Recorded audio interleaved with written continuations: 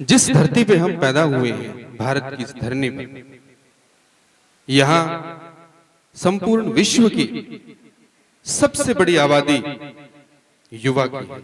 मेरे देश में 65% लोग यूथ हैं और शायद यही बात विश्व की कुछ शक्तियों को हजम नहीं हो रही है। उन्होंने देश को तोड़ने के बहुत सारे प्रयत्न किए हैं, लेकिन वो निष्फल रहे हैं। जब निष्फल रहे तो उन्होंने सेंध जो लगाई है वो कहीं ना कहीं उन्होंने हमारी यूथ पे उनकी नजर है। बहुत सारी एजेंसीज भारत में काम कर रही है। हमारे देश में सबसे ज्यादा अफीम पैदा करने वाला देश अफगानिस्तान, अफगानिस्तान से होकर के पाकिस्तान के रास्ते से भारत में गैर कानूनी तरीके से बहुत ज्यादा मात्रा में अफीम आती है। उत्तर की ओर से, पूरब की ओर से, म्यांमार, थाईलैंड होते हुए भी बहुत सी अफीम भारत में आती है। और भारत वो स्थान है जहां से वो लोग यहां से विदेश में एक्सपोर्ट करते थे, लेकिन पिछले कुछ सालों से भारत देश ही उनका सबसे बड़ा कस्टमर बना हुआ है, क्योंकि दिन प्रतिदिन यूथ जो है कहीं ना कहीं इसकी चपेट में आ रही है। हमें कहीं ना कहीं जागना पड़ेगा। अगर हम सोए रहे तो शायद हम उस राज्य के पड़ोस में रहते हैं जिस राज्य के रोज समाचार जब सुनते हैं तो कहीं ना कहीं हमारी आत्मा कांपने लगती है। हमारा पड़ोस पंजाब, मुझे एक खबर सुनकर के बड़ा अफसोस हुआ।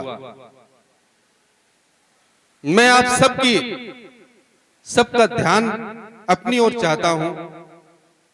अमृतसर का एक गांव है मकबूलपुरा। मकबूलपुरा में उसको विधवाओं का गांव कहा जाता है। उसमें 80% जो लोग हैं, जो माताएं हैं, बहनें हैं, विधवा हो चुकी हैं, क्योंकि वहां पे मैक्सिमम लोग ड्रग्स लेते हैं और वहां पुरुष कोई बचा ही नहीं है। मैक्सिमम महिलाएं हैं और वो विधवा हैं। और वो हवा धीरे धीरे चारों तरफ फैलने लगी है और उस हवा ने हमारे इस हिस्से को कहीं ना कहीं अपनी चपेट में लिया है। मैं हमारे चोपटा खंड के बहुत सारे गांवों में, लगभग सभी गांवों के सरपंचों से मिलने गया था।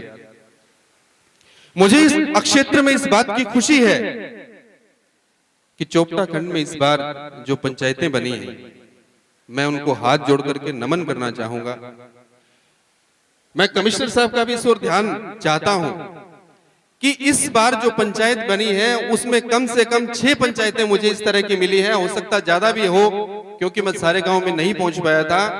वहां जो सरपंच बने हैं वो इस लेवल के सरपंच बने हैं कि उन्होंने 1 पैसे की शराब नहीं पिलाई और बिना शराब की पंचायत बनी है। मैं सोच रहा हूं मेरे समाज में कहीं ना कहीं जागृति आ रही है और ये जागृति जरूरी है, क्योंकि ये जागृति, हम अगर इसी बात को सोचते रहे कि इस ओर कदम सरकार बढ़ाएगी, सरकार नशे को खत्म करेगी, प्रशासन नशे को खत्म करेगा, तो ये हमारी बहुत बड़ी भूल है। ये चीजें खत्म कौन कर सकता है? ये हर एक व्यक्ति जब अपना नैतिक दायित्व समझेगा तब हम इस नशे को खत्म कर सकते हैं। नशा क्या बड़ी बात है। मैं सोच रहा था हमारे लिए नशा छोड़ना क्या बड़ी बात है। मैं उस धरती से आता हूं जिस धरती से श्री राम जैसे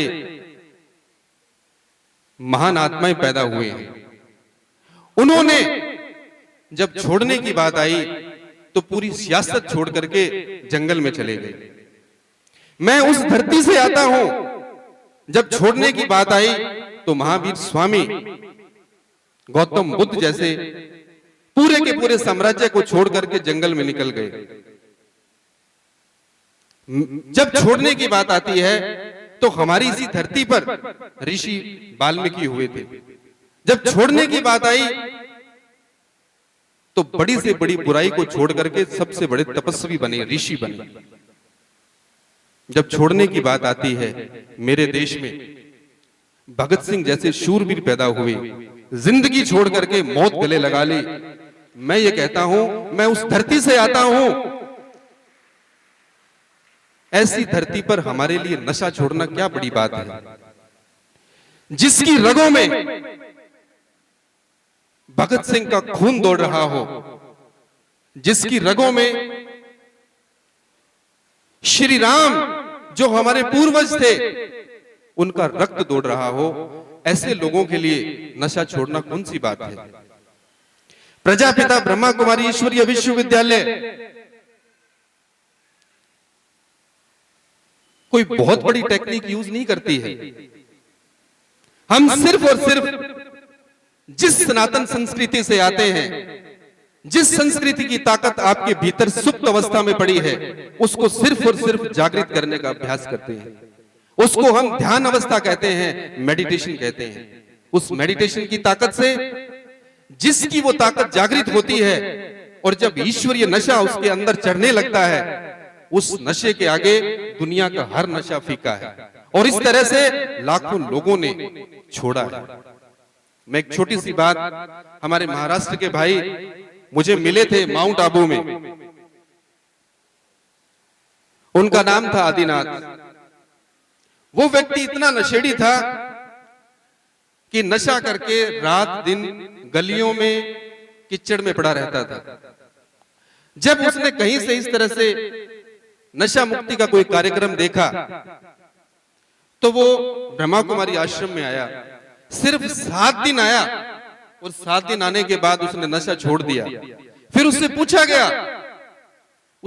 गया कमाल है, तुम नशा करके गलियों में पड़े रहते थे और सिर्फ 7 दिन में तुमने नशा छोड़ दिया। तो उसने कहा यहां आकर के मुझे पता चला कि मैं कौन हूं। यहां आकर के मुझे एहसास हुआ कि मैं देवता हूं, और जो देवता होता है वो नशा नहीं करता है। उस एक व्यक्ति ने नशा छोड़ करके 70 लोगों का नशा छुड़ाया। ऐसे ऐसे भाई बहन, ये सामने हमारी श्वेत वस्त्रों से लिपटी हुई आप बहनें देख रहे हैं।